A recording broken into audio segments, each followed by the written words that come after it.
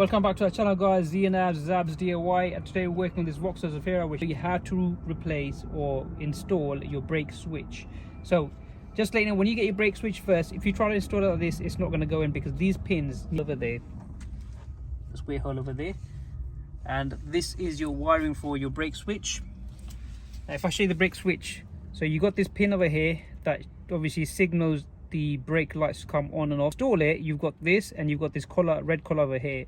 So what you want to do is you want to pull out this pin over here like this, and you want to pull out your red collar like that. Now if I push the red collar back in, so these pins on both sides won't retract. When I pull this out, now look how easy it is. So you've got the flexibility. However, when we install this into the hole over there and it clips in from the back, you need to push this back in, and this will be automatically adjusted with the brake pedal.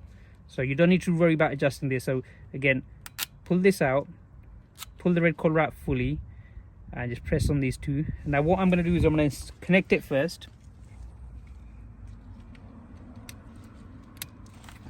and then